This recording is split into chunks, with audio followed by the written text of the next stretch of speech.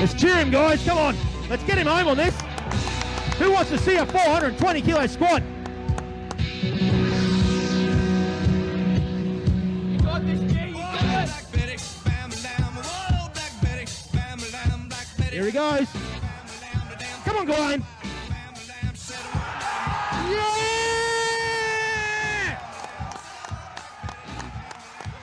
Woo! So one coaching cue that needs to be retaught or further understood, particularly with beginner lifters as well as athletes, is their position with their spine throughout the movement. So where they need to start, it starts from top to bottom. So if we turn to the side, what we're trying to do is we're trying to create a neutral spine. So at the moment, my lower back, the L spine, is actually in hyperextension. What I'm trying to create is neutral spine.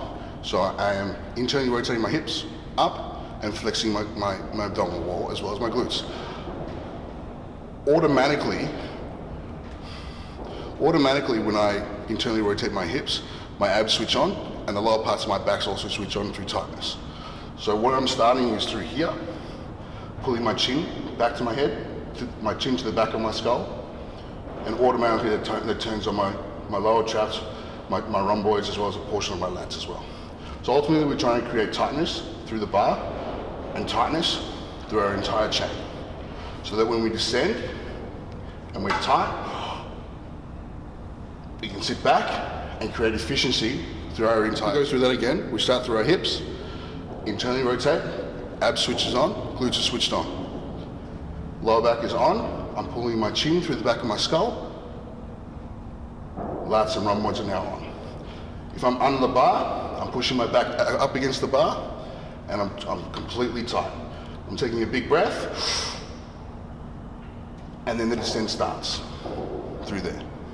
My hips go back, but I'm fighting for that tension through my glutes and that neutral spine.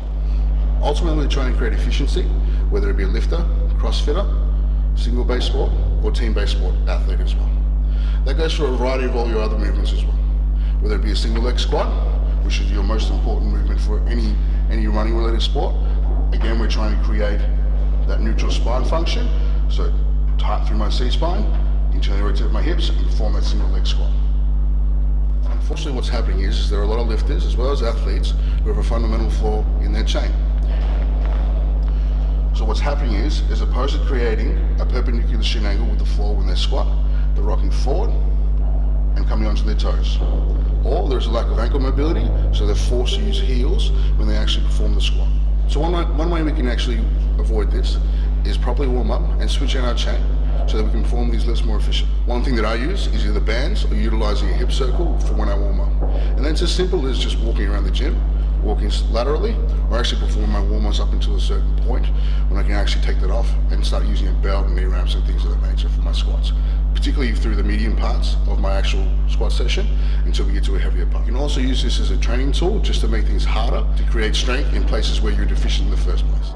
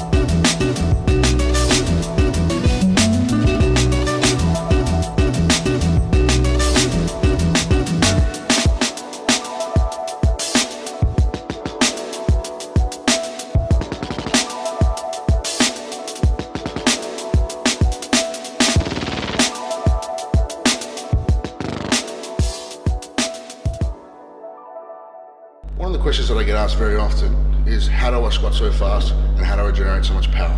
Do I have speed days? Do I have max effort days? I really don't really believe in speed days. Every day, every rep should be moved from A to B as fast as we possibly can. Ultimately, you're trying to be a better athlete, not just lifter. So when we can translate our lifting and our power lifts into our actual sports, it'll translate and carry over that way. So as an overview for you coaches as well as athletes who are self-taught,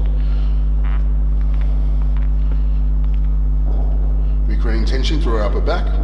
We're pulling our chin through the back of our skull, creating tightness through our rhomboids as well as traps and lats.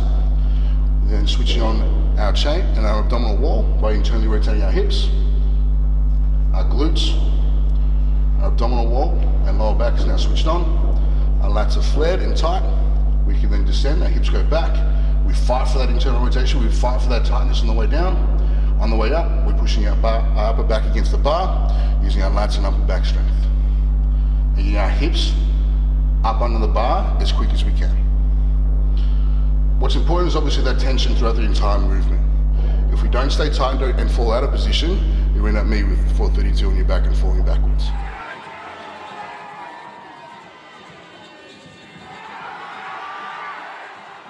Oh, so close, ladies and gentlemen.